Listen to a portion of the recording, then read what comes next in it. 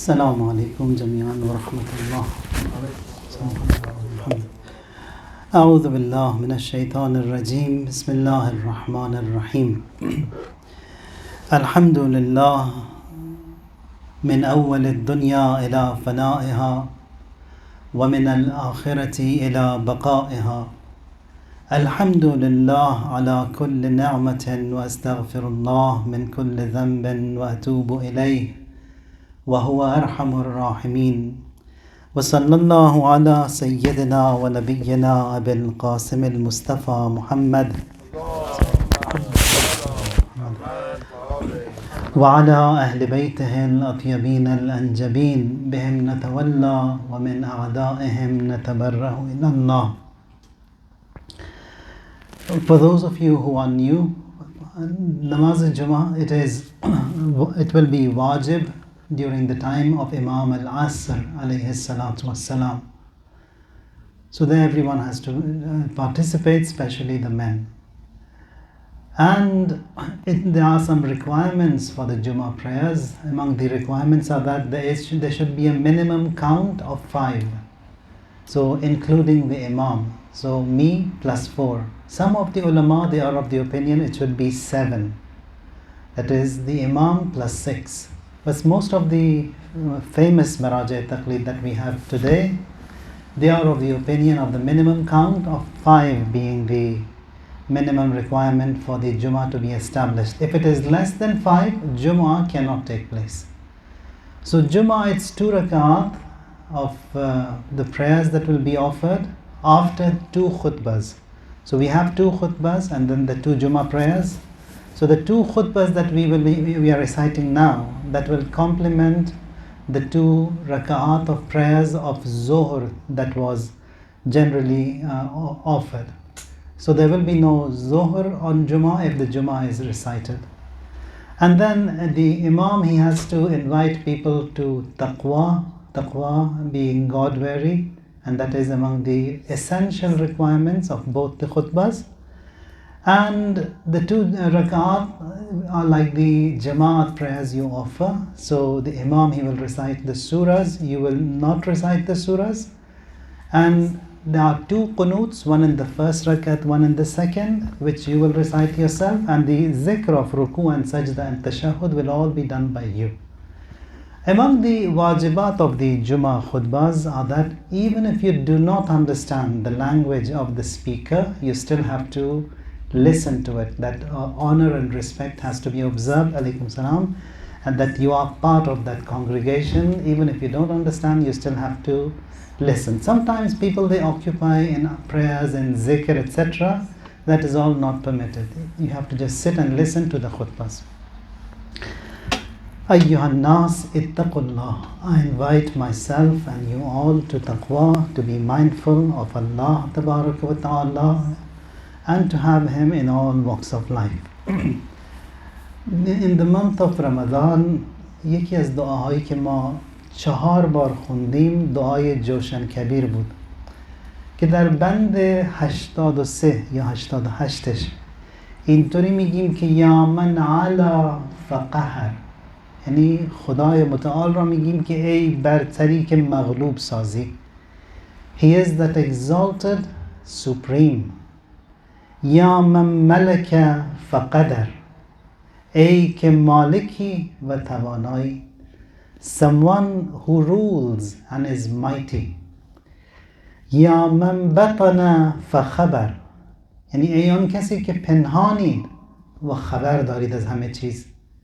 He is hidden, he knows everything of everyone. That is the beauty of the God who we have iman and faith in.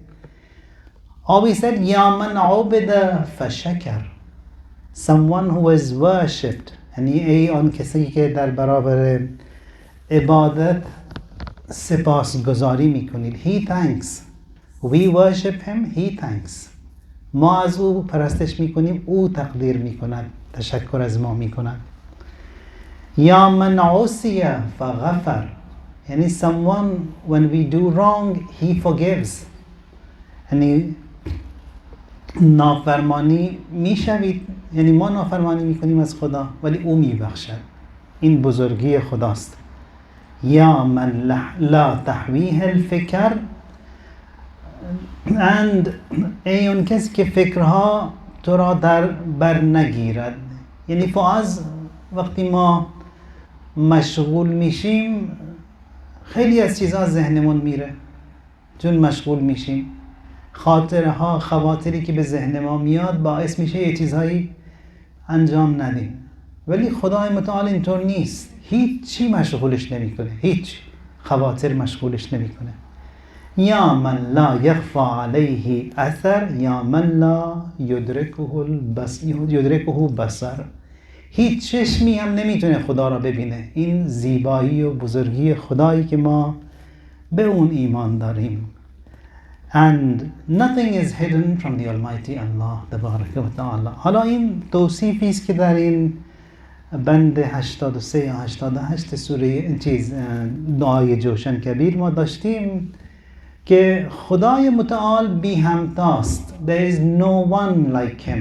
یه این که در سوره اخلاص ما میخونیم یا مثلا در آیات مختلفی از قرآن اومده لیس کمثله شیء، یعنی هیچ چیزی مثل خدا نیست، هیچی. و هو السمیع البصیر، و همه چیز را میشنود، همه چیز را میبیند. یا یه جای دیگه میفرماید که خدای ایمانی که ما داریم خدای متعال بی نیاز مطلق است، هیچ نیازی به هیچ کسی ندارد. یا ایها الناس انتم الفقراء الی الله، یعنی شماها هستید که بی نیازید، فقیر هستید، محتاج هستید، خدا را میخواهید. والله هو الغنی الحمید، خدا اصلا به هیچ نیاز نداره. یا مثلا خدای متعال با این چشم ظاهری ما دیده نمیشه، لا تدرکه الابصار، یعنی جاهای مختلف قرآن اومده که هیچ چشمی no eye can ever perceive him، و از همه چیز آگاه هست، از همه چیز باخبر هست. ان الله بكل شیء علیم، یعنی همه چیز داناست، یعنی اون که ما میدونیم هم میدونه، اونی که تو ذهن ما میاد را هم میدونه، اون کرمی که در خاک زندگی میکنه علمشو داره، اون کرمی که هیچ راه رفت و برگشتی از داخل سنگ نداره علم اونم خدا داره، رزق اونم به او میرسونه. یعنی خدا از همه چیز آگاه است و از همه چیز، یعنی بر همه چیز هم قدرت داره، که در اولین آیه سوره ملک میگیم تبارک الذی بیده الملک، یعنی منزه است ذات اقدس اله، اون خدای متعال که در دست قدرتش ملک و kingdom of everything is in his possession. خب درباره خدای متعال ما ایمانمون بر این است که همه جا خدا وجود دارد. He exists everywhere. فَأَيْنَمَا تُوَلُّوا فَثَمَّ وَجْهُ اللَّهِ. Wheresoever you look، از هر کجا که شما ببینید اونجا ذات اقدس اله و reflection and the face of Allah it will be seen. Or for example, with reference to the Almighty Allah, we find that He is closer to you, nearer to you. نزدیک شماست از رگ و گردنی که به شما هست، نزدیکتر از اون رگ و گردن خودتون. خدای متعال به شما نزدیکتر است. و نحن اقرب الیه من حبل الورید، یعنی این رگ گردنی که من دارم نزدیکترین رگی است که به من هست، خدا از اونم نزدیکتر هست. یا مثلا خدای متعال الله لا اله الا هو الحی القیوم، یعنی خدای متعال اون کسی است که حی هست، زنده است، و همه چیز هم که قائم هست به خاطر وجود خدای متعال قائم هست. قیام هر کسی به خاطر خداست. خدایی که ما به او عقیده داریم هیچ خوابی ندارد. لا تأخذه سنة ولا نوم. He doesn't yawn, he doesn't slumber, he doesn't sleep. حالا هر کسی هم که هست غیر از خدا یه استراحتی میخواد، یه خورده باید آرامش داشته باشه، از پا در میاد اگر استراحتی نداشته باشه. و اون کسی که هیچ استراحتی هم نداره و پابرجاست، حی هست، قیوم هست، خدای متعال ذات اقدس اله هستش. خدای متعال مالک همه چیز هست، یعنی هیچی اینطور نیست که من بگم که یه چیزهایی را من دارم بقیه چیزها مال من نیست. نه، من هیچی ندارم. لا املک لنفسی نفعا ولا ضرا ولا موتا ولا حیاتا ولا نشورا. نه در وجود من از خودم ملکیتی دارم، در مردن من هم ندارم، در برانگیخته شدن هم ندارم. In me being raised and resurrected and being brought into this existence، هیچ کجا من هیچ نوع ملکیتی مالکیتی ندارم. وقتی یه همچی بنده ضعیفی هستم، اون موقع است که آدم به خدای متعال نزدیک میشه، یعنی خودش بعد از خودش بیاد بیرون. وقتی از خودش آمد بیرون، اون موقع است که به خدا نزدیک میشه. یعنی این که بیایم بگیم که منم یه خورده دارم، اونجاست معلوم میشه که مشکل توی وجود خودمون هستش. بعدم در تربیت و پرورش همه موجودات خدای متعال دست اوست، یعنی هر کی را او تربیت میکند، همه را او پرورش میکند. فلله الحمد، همه حمد از آن اوست. چرا؟ رب السماوات والارض و رب العالمین، که این پروردگار آسمان ها و زمین و پروردگار همه عالمیان. ما وقتی میگیم عالمین در سوره حمد، الحمدلله رب العالمین، این فقط این جهان نیست، یعنی همه جهانیان. جهانهای مختلفی هست که ما ازش بیخبریم. در دعاهایی که ما داریم، مثلا در دعای قنوت روز جمعه مستحب این خونده بشه، یا مثلا در تعقیبات ما میگیم که لا اله الا الله العلی العظیم، لا اله الا الله الحلیم الکریم، سبحان الله رب السماوات السبع، یعنی 7 آسمان ها و 7 زمین. یعنی اینی که ما میبینیم، هر چقدر ببینیم، اون هنوز we are still in the first level of the skies and we haven't reached to the second. بالای اون دوم هست، سوم هست، هفتم هست، از همه اونا ما بیخبریم. و خدای متعال همه اینا را پرورش میکند. همه موجوداتی که در همه این آسمان ها و زمین زندگی میکنند، همشون را تربیت میکند، رزقشون را میرساند و هیچ از اونها بیخبر نیست. خب این خدایی که ما به او معتقد هستیم، حیات و مرگ هم به دست اوست، والله یحیی و یمیت، و تمام نظام هستی هم در برابر او تسلیم است. The entire creation is submitted to the Almighty Allah. وَلَهُ أَسْلَمَ من في السماوات والأرض طوعا و کرها و الیه یرجعون. یعنی طوعا و کرها که اینجا در قرآن در چند جا اومده، یعنی the people they ask چرا طوعا و کرها؟ یعنی بعضیا به خدا تسلیم میشن obediently، یعنی اطاعت میکنن، به خدا تسلیم میشن. بعضیا نه، تسلیم میشن ولی کرهن، مجبورن، دیگه چاره‌ای ندارن.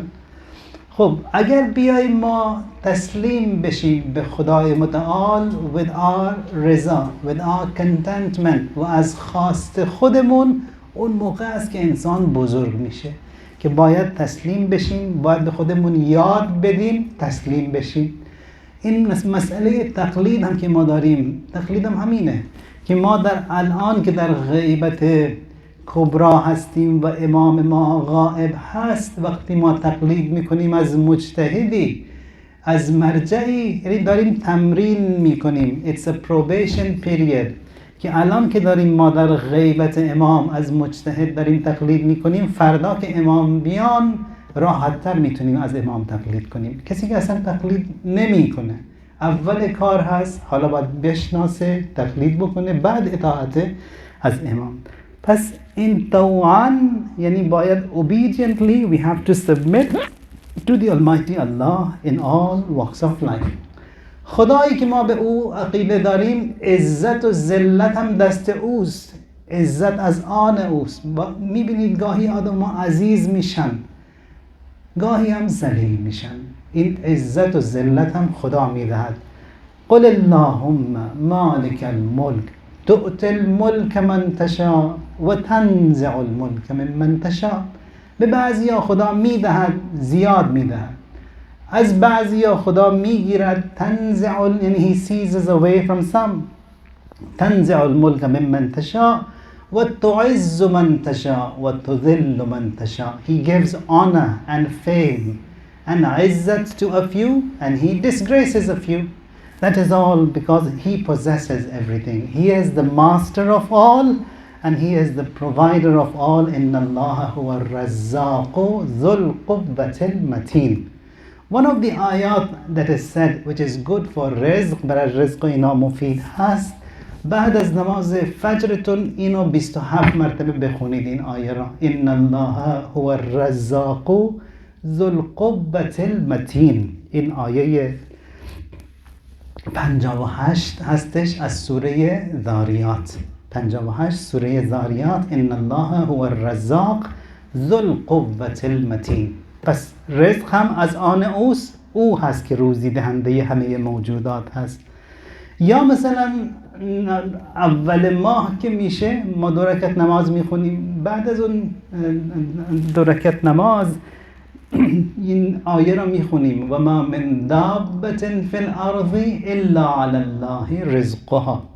یعنی هر ماه داریم به خودمون تلقین میکنیم که رزق من از آن اوست، من کاری نیستم.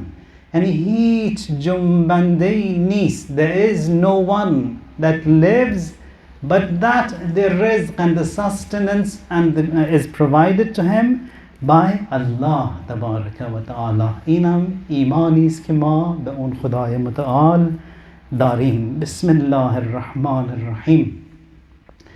قل هو الله احد الله الصمد لم يلد ولم يولد ولم يكن له كفوا احد.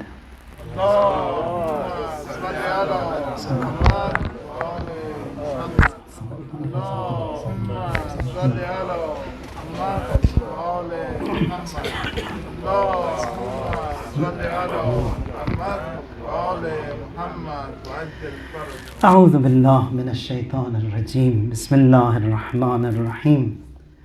الحمد لله وصلى الله على رسول الله وعلى آله آل الله واللعن الدائم على أعدائهم أعداء الله من الآن إلى لقاء الله.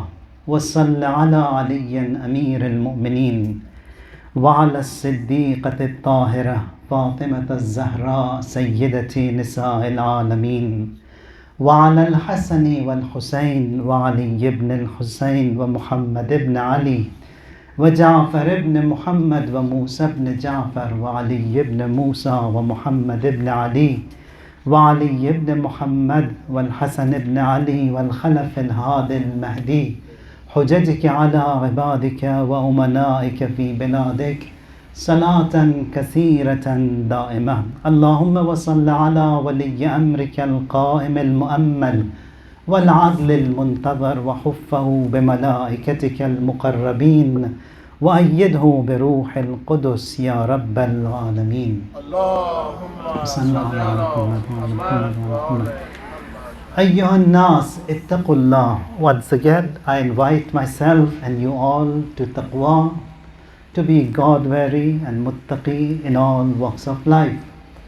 Very sacred days. روزهای بسیار مقدسی درش هستیم ما و چله موسوی یا 40 موسوی یا کلیمی بهش گفته میشه که از اول ذوالقعد تا 10 ذوالحج این 40 روز خدای متعال قرار داده برای تربیت خودمون تا اینکه ما به خدا نزدیک بشیم و هیچ چله‌ای ما نداریم که اینقدر به او اهمیت داده شده باشه که در این 30 روز ماه ذوالقعد و 10 روز ماه ذوالحج داده شد.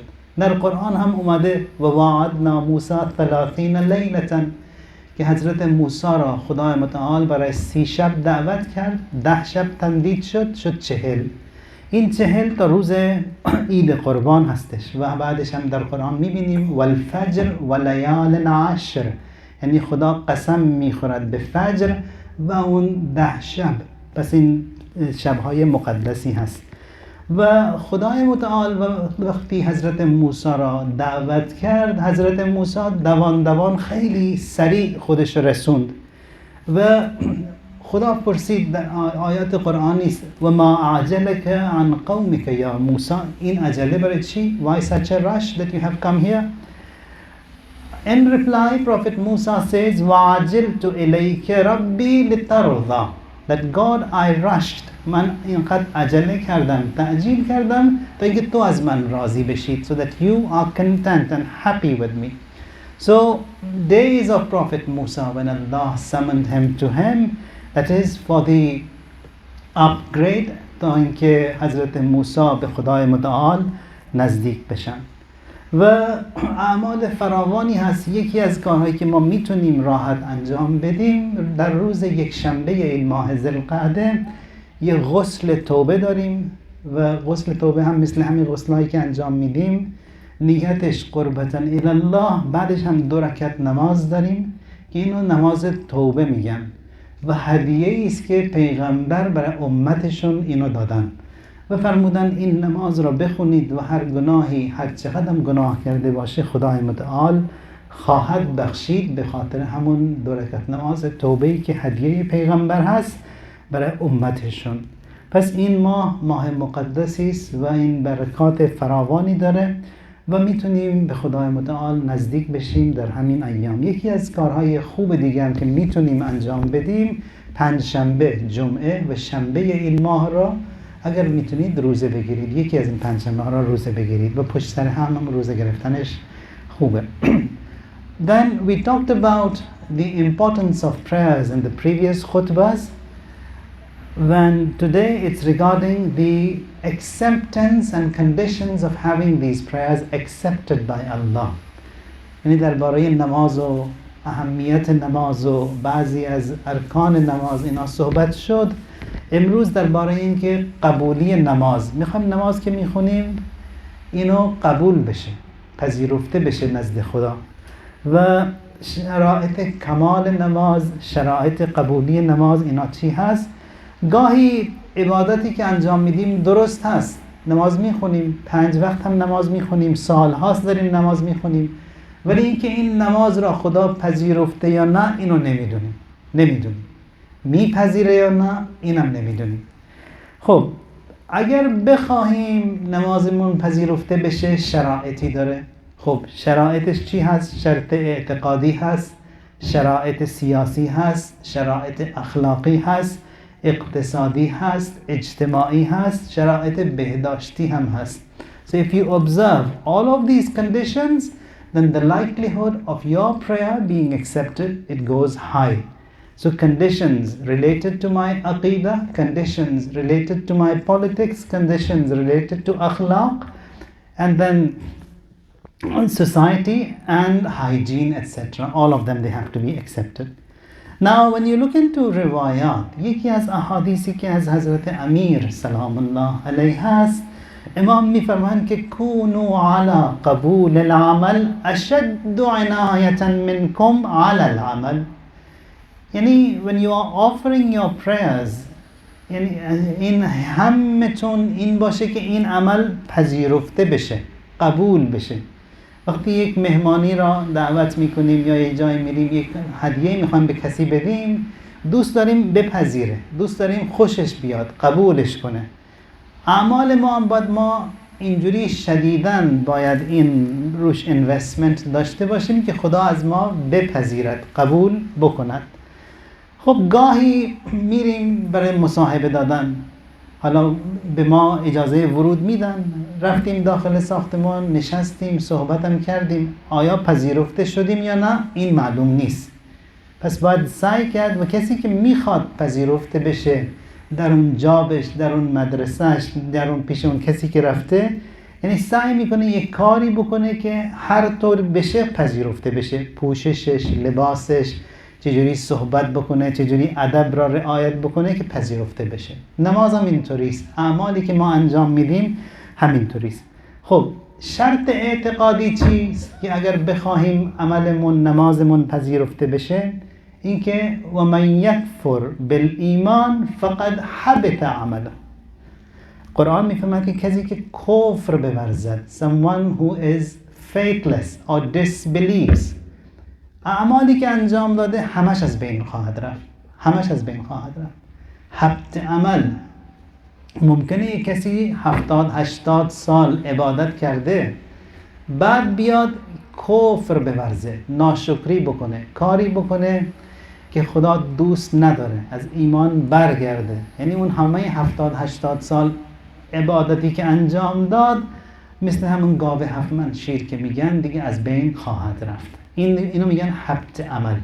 گاهی عکسشه، ممکنه کسی در کفر زندگی کرد ولی اومد آخر حیاتش ایمان آورد. اینجا خدا میفهمد که تکفیرش میکنم. تکفیر یعنی که کارهای بد منفی در طول زندگی که داشته all of that will be covered and Allah will not take those 80-70 years of his life into consideration and Allah will accept him as someone who is clean. یعنی همینجوری که خوبیا از دست خواهد داد، یعنی بدیهایی که کرده به خاطر کار خیری که انجام داد اونم دیگه به او میرسد. So the first condition is the condition related to our iman. Another ayah in Quran says إنما يعمر مساجد الله من آمن بالله واليوم الآخر. Masajid Allah, the mosques of Allah, who establishes them? Who can be the custodian of that masjid? Who can be the runner of that masjid? Not everyone.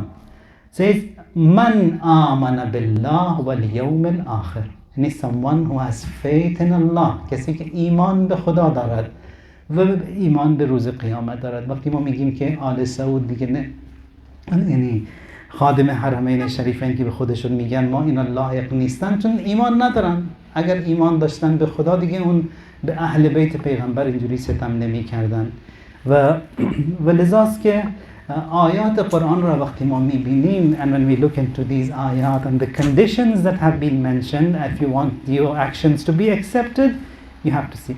Or elsewhere says من عمل صالحا من ذكر أو أنثى وهو مؤمن فلنحيينه حياة طيبة. یعنی کسی که ایمان به خدا داره، اعمال نیک هم انجام میده، چه مرد باشه چه زن، may he be from among the men or women and he does good, Allah will give him a good life. یعنی خدا به او حیات پاکی خواهد داد به خاطر همون اعمال نیکی که انجام داد. این شرط اعتقادی. اگر بخواهیم نمازمون درست بشه، عقیده ما باید درست باشه. That's the first condition to having our prayers accepted. Alhamdulillah, we have that first condition. Second condition, it's the political or the شرط سیاسی که اینجا هست. شرط سیاسی یعنی ولایت اهل بیت علیهم السلام. یعنی کسی بگه من مسلمانم ولی علی را قبول ندارم، خب دیگه نمیشه. یعنی بدون امیرالمؤمنین نمیشه اصلا نماز هم پذیرفته بشه. در یکی از این احادیثی که ما داریم، پیغمبر وقتی به معراج رفتن، در یکی از معراج هاشون on one of his trips that he had to the Mi'raj, Jibreel was present. Jibreel, he brought the souls of all of the prophets to the presence of Rasulullah. یعنی ارواح همه انبیا اونجا حاضر شدن. پیغمبر یه سوال کردن از همه انبیا، علی ما بعثتم. یعنی why did Allah choose you all to be a prophet؟ یعنی چرا خدا شماها را انتخاب کرد که پیغمبر بشید؟ یعنی 124,000 پیغمبر منهای رسول الله. چون رسول الله دارن سوال میکنن که چطور شد، how did it happen that Allah chose you، که خدا شماها را انتخاب کرد که شماها پیغمبر بشید. همشون به یک صدا گفتن که به خاطر ولایت شما و ولایت امیرالمؤمنین سلام الله علیه. یعنی اگر ولایت امیرالمؤمنین نبود، پیغمبر هم پیغمبر نمیشد. یعنی اینقدر مهمه این مسئله. این شرط سیاسی. یا مثلا برای فهم این مطلب اگر توی اتوبوسی if there is a driver and the driver he is well dressed but he is not in his right state of mind and there are so many passengers on board. Now these passengers on board with that driver who is not in the right state of his mind, it's dangerous, risky whether or not they will get to their destination. But if the driver is sane, if the driver knows and he understands what he is doing, and all those passengers also that are on board, ordinary people, they can be satisfied that they will be taken to their destination safe and secure. امامی که ما عقیده داریم اینطوریست، یعنی امام عاقل هست، امامی که هست یعنی خیرخواه ماست و دوست داره و میخواد ما را نجات بده در این دنیا و در آخرت، میخواد ما را از جهنم دور نگه داره. پس این یه حدیث داریم از امام باقر، ایشون میفهمند که من دان الله بعبادت یجهد فیها نفسه ولا امام له من الله فسعیه غیر مقبول.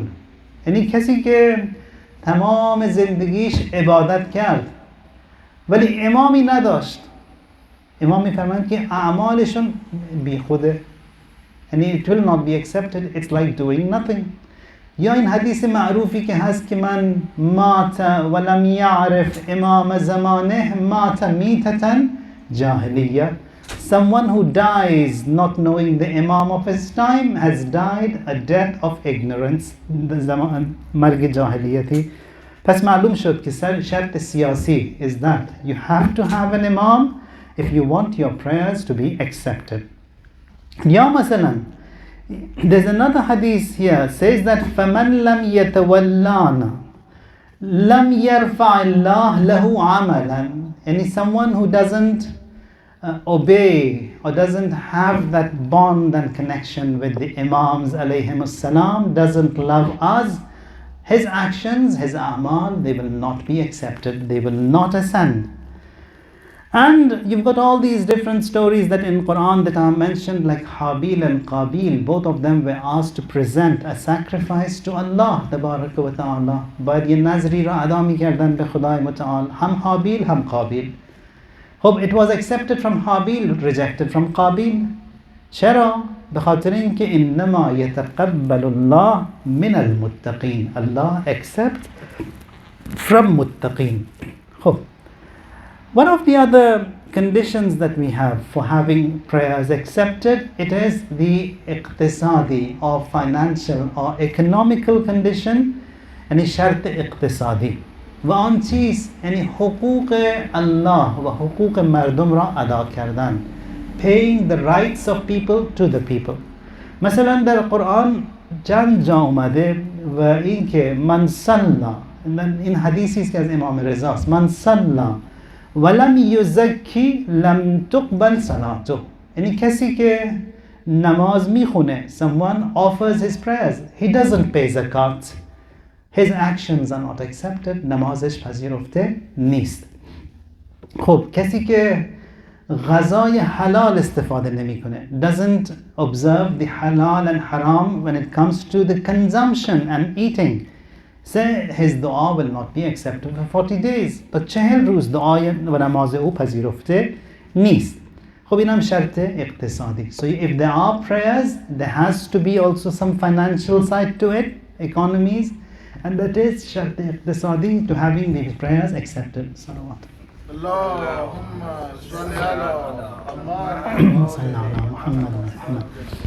Now, one of the other conditions that we have, any shart ijtimai. In the society, you have to observe certain things to have your prayers accepted. If someone breaks ties with his family members, with his parents, with his siblings, with his relatives, prayers will not be accepted. قطع رحم بکنه، نمازاش قبول نیست. از کسی غیبت بکنه، backchats, backbites, his namaz will not be accepted. Breaks ties, or even if he is ill-mannered, بد خلقی، بد اخلاقی بکنه با خانواده، با بچه ها، اینم نمازش پذیرفته نیست. If a wife, she is being rude to the husband, or husband is being bad to the wife, their prayers are not accepted. Here, hadith from Rasulullah sallallahu alayhi wa alihi wa sallam says, Man ightaba musliman aw muslimatan lam yaqbal Allah salatahu wala siyamahu 40 yawman. Yani kisi ke ghibat bukune, someone who backbites a Muslim or a Muslimah, Allah will not accept his prayers nor his fasts for 40 days. تا 40 روز نماز و روزش پذیرفته نیست مگر اینکه ببخشد. اون کسی که ازش بدی گفته اون ببخشه یا خودش هم درخواست توبه بکنه، اون موقع است.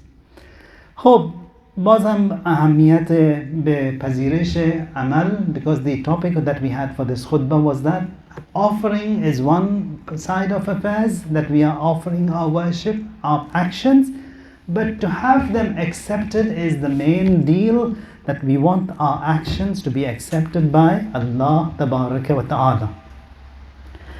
Then one of the other conditions when it comes to the society is that لا يقبل الله من مؤمن عملا وهو مضمر على أخيه سوءا. If someone has bad intentions towards his brother، یعنی میخواد کلک بزنه، میخواد کلاه سر کسی بذاره، خب اینجاست نیتش سوء، نیتش بده، خب عملش قبول نیست، نمازش قبول نیست. و همینطور سوء خلق و بد اخلاقی اینام باعث میشه که قبول نشه. خب وقتی ما میخوایم بریم بالا، پشت بام یه نردبان میخوایم، if you want to go to the roof you need a ladder. So that ladder, it has to be firm on the ground for you to be able to ascend and to go up. If the ladder is shaky and wobbly, then definitely we will fall. اگر نردبان محکم بود میتونیم بریم بالا. نماز معراجه، یعنی نماز Allah has made for the ascension and reaching the highest of points. And if that namaz, which is the ladder or the means to ascend, if that is shaky and not firm and strong, definitely a person, he will fall down, میفته. خب نماز معراج هست و باید این معراج هم برای رسیدن به خدا باید محکم باشه که استحکام این نردبان یا استحکام این پلی که خدا برای ما قرار داده اون موقع هست که همه این شرایط نماز هم علیکم سلام الله شرایط هم رعایت بشه. خب میخوایم بدونیم که نماز ما پذیرفته شد یا نه، خدا قبول کرده نمازمون یا نه. قرآن میفرماید که ان الصلاة تنها عن الفحشاء والمنکر، نماز از کارهای بد و منکر ما را دور میکنه. You just look into your prayers. If now the question is as to whether or not our prayers have been accepted or not, says Quran that you look into your actions. Are your action or this namaz that you offer, is it stopping you from evil and indecency? If it is, it means your namaz has been accepted. Another hadith from Imam al-Sadiq says, Man ahabba an ya'lama aqbilat salatuhu am lam tuqbal falyanzur hal man'athu salatuhu an al-fahsha'i wal-munkar. Is his prayer stopping him from evil and indecency? فَبِقَدَرِ مَا ذَعَتْهُ قُبِلَتْ مِنْهُ. And from this prayer and هر مقداری از این نماز که ما را از بدی دور می کند، اون مقدار از نماز پذیرفته شد. پس اینم دیگه شرایط قبولی نماز که اینجا ذکر شد. Inshallah we'll continue this topic on the importance of ruku and sajda the next week, inshallah. Now one of the today it's the demise and the of marhum Imam Khomeini rahmatullahi alayh, and whatever we see in this world, all the movements, all the uprising and coming closer to the Imam alayhi salatu wassalam, all these are the effects of the services provided by that one marja, one sincere servant of Allah tabaraka wa ta'ala, that all these massive movements worldwide, globally, can be seen as a result of that sincerity and ikhlas of that Sayyid. Now one of the other beauties that we see nowadays, that is, there are two opinions regarding the return of Imam al-Asr alayhi salatu wassalam. One of them states that you do nothing Let the Imam return and he will do everything when he comes. The second opinion is that no, you do whatever Imam wants, and then when the Imam returns, you continue what you are doing, and that will be what Imam will be doing as well. And that is what we were taught in all of these du'as in the sacred month of Ramadan. Allahumma inna narghabu ilayka fi dawlatin karima. That we want to be in the rule of Imam alayhi salam. What will happen in that rule? تُعِزُّ بِهَا الْإِسْلَامَ وَأَهْلَهُ. A rule which will give fame and honor to Islam and to Muslims. So now that Imam is ghaib, the same prescription applies, that we have to work for the return of the Imam alayhi salam in line to the same teachings that we have been praying throughout the month and that have been mentioned in the Quran and the Ahadith of Ma'sumin. The strongest force, the strongest support system that will be rendered to the Imam alayhi salam will be from the youth of that time. Now we see this movement happening, especially after this Nasheed and this Surud Salam Farmande. Hundreds of thousands of children worldwide, you can see how they have all gathered and clustered, and all of them chanting and calling the name of Imam al-Asr alayhi salam. Now this is a miracle in itself, a mu'jiza in itself, that unless the Imam wants that to happen, it will never happen. When we say Ya Muqallib al-Qulub, someone who operates and who's guiding and running the hearts, that is Allah, that is the Imam alayhi salam. Now I'll quote you a hadith here. This is from Imam Amir al-Mu'mineen salamullah alayhi. Imam says, Ashabul Mahdi shababun la kuhulun fihim. The companions wa ashab Imam Zaman jawananan. They are the youth. La kuhulun fihim, هیچ پیری درشون نیست. بعد میفرمایند که الا مثل کحل العین والملح فی الزاد. اگر پیر مردایی یا پیرانی در اصحاب امام میبینید, if you do see those who are old aged in the companions and servants of the Imam, it's going to be like the kohl that you apply to your eyes, the eyeliner. You don't put a lot of eyeliner, a little bit to make the eye look good. مثل همین یه سرمه‌ای که میکشید, خیلی کم میکشید که چشمتون زیبا نشون داده بشه. یا میخوای غذا خوش‌طعم بشه, یه ذره نمک بهش اضافه میکنید. To make your food delicious, you add a little bit, a pinch of salt to make it delicious. Says in this hadith, the companions of the Imam alayhi salam are the youth of that day. And if there are any old aged and grown-ups in the companions and servants of the Imam, it's like the salt and the kohl that will be present and that will be in his service. So the movement that we see nowadays happening and chanting and calling the Imam alayhi salam are moving towards that direction, and that is that wa'da and the promise of Allah tabaraka wa ta'ala, أن الأرض يرثها عبادي الصالحون, که این زمین از آن صالحین هست. و ابا صالح سلام الله علیه پاک ترین، مقدس ترین، مخلص ترین بندگان خدای متعال هست که وعده خداست. و السلام علیک یا وعد الله الذی ضمنه، وعده خداست که به حق خواهد آمد و به زودی انشاءالله خواهد آمد. ما هم دعا میکنیم که ما را جزو اصحاب و انصار امام خدای متعال بنویسد، قرار دهد و بین ما قرآن و اطرت آنی جدایی میندازد. Count us among the best and the most sincere servants of Imam al-Asr alayhi salatu wassalam, our children to be enlisted among the best of Muslims. گناهایی که ما انجام دادیم خدا ببخشد، بیامرزد. گذشتگان از این جمع خدایا همین الان مهمان اهل بیت قرارشون دهد. ان الله یأمر بالعدل والإحسان وإیتاء ذی القربى وینهى عن الفحشاء والمنکر والبغی یعظکم لعلکم تذکرون. بسم الله الرحمن الرحیم. والعصر إن الإنسان لفي خسر إلا الذين آمنوا وعملوا الصالحات وتواصوا بالحق وتواصوا بالصبر.